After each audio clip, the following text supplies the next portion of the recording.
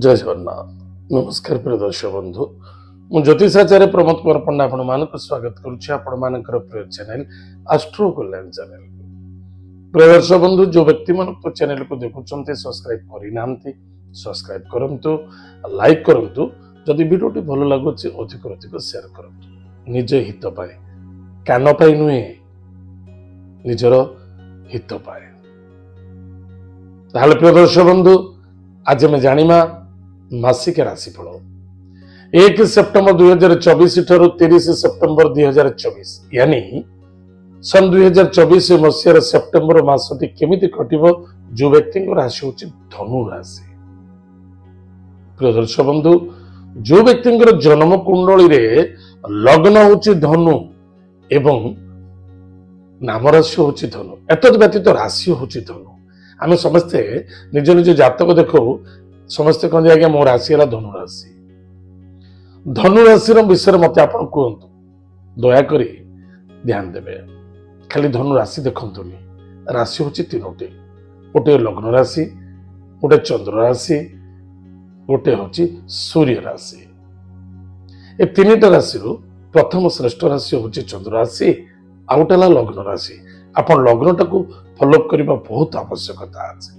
ताहा द्वारा लग्न राशि एवं जन्म राशि डेट ऑफ बर्थ अनुसार तो निश्चित रूप से आप देखिए दीटा को जो आप कंपेयर कर निजक निजे मैनेज करेंगे, मेंटेन करेंगे, निश्चित सत्यता आप सामना करेंगे। प्रिय दर्शक बंधु, आज आम जाना धनु राशि व्यक्ति मानी मासटी कटो, कौन अच्छी कौन प्रतिकार अच्छे आज जाना।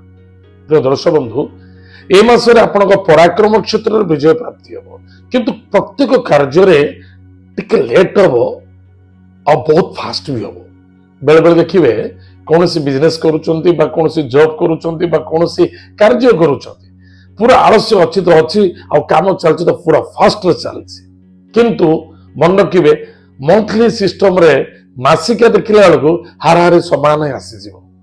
एथि बिल्कुल हारासमेंट होगा आवश्यकता ना।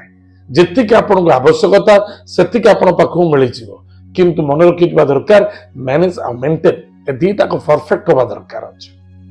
निजर कमजोर की कौन सी भाई हूँ मित्र हूँ सांग दोस्ती मध्य के प्रकाश करूँ। कौन सी कार्य कार्य हो सारा पर प्रकाश करूँ, अन्यथा कष्ट साध्य देखा दब। सावधान, धोखा मिल। भाई भौणी सहित तर्क वितर्क आर्गुमेंट करने उचित नहीं। कौन भाई भौणी स्वास्थ्य बा मित्र स्वास्थ्य को नहीं चिंता देखा दब। निजर स्वास्थ्य प्रति निजे जत्न नेबा बहुत आवश्यकता अच्छे। माता स्वास्थ्य प्रति ध्यान देवे। अचानक माता स्वास्थ्य रे कमजोरी घटी पारे। बंधु बांधव मित्रता मध्य टिके छोटे छोटे कथा को नहीं अशांति असंतुष्टता स्वास्थ्य को नहीं चिंता देखा दब। कौन सी क्षेत्र धर निवेश करुँचे भावी चिंती करेंगे। गृह कार्य में बाधा आसव, विघ्न देखा दब। कौन सी द्रव्य वस्तु पदार्थ आप बारंबार खोजी होते हजि जापे एवं स्मरण शक्ति को नहीं टिके चिंता देखा दे पारे। भाग्यर उदय अच्छी, दूर यात्रा, विदेश यात्रा, भ्रमण जोग एवं कौन सी स्टेज शो करुचंती यथेष्ट सम्मानित हेबे। किंतु धैर्य बहुत आवश्यकता अच्छे। धैर्य ही सफलतार मूल मंत्र अटे। जो व्यक्ति पाखे धैर्य अच्छी से सफलता पाइबा पाए केभे भी चुकिबे ना, सफलता देखा दो। किंतु मन रखा दरकार कर्म क्षेत्र ए मासरे टिके टोना घोषरा रहिबो। प्रत्येक कार्य टिके बाधा आसीबो, कष्ट आसीबो, मान सम्मान पर प्रभाव मध्य पड़ी पारे। टिके ध्यान देवे। पिता पुत्रंकर कथबार्ता मध्य त्रुटि देखा दे पारे।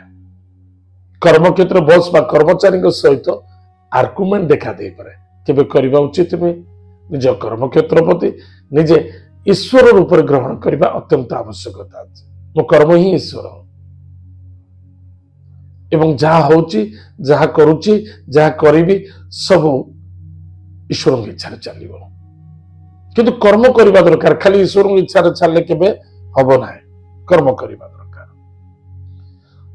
कौन सी कर्म क्षेत्र आप बाधा आसूचे बारंबार चाहते छाड़देवी कर्म छाड़देवी बेपार चलुनी बंद करदेवी ना, ଧୈର୍ଯ୍ୟର ଆବଶ୍ୟକତା ଅଛି। ଧୈର୍ଯ୍ୟ ଧରିଥାନ୍ତୁ, ଆଗକୁ ସଫଳତା ଅଛି। କୌଣସି କ୍ଷେତ୍ରରେ ଆପଣ ଜଏନିଂ କରୁଛନ୍ତି, ଜବରେ ଟିକେ ଭାବିଚିନ୍ତି କାର୍ଯ୍ୟ କରନ୍ତୁ। ଖର୍ଚ୍ଚ ଟିକେ ଅଧିକ ବଢିବ, କର୍ମରେ ବାଧା ଆସିବ, ମାନସିକ କ୍ଷେତ୍ରରେ ଅନେକ ପ୍ରକାର ଚିନ୍ତା ଏବଂ ଦ୍ୱିଧା କ୍ରିଏଟ କରିବ। ସବୁବେଳେ ପାଇଁ ପଜିଟିଭ ଚିନ୍ତାଧାରା ନେଇ ଚାଲିବା, ତା ନିଶ୍ଚିତ ରୂପରେ ଆମର ସଫଳତା ହବ।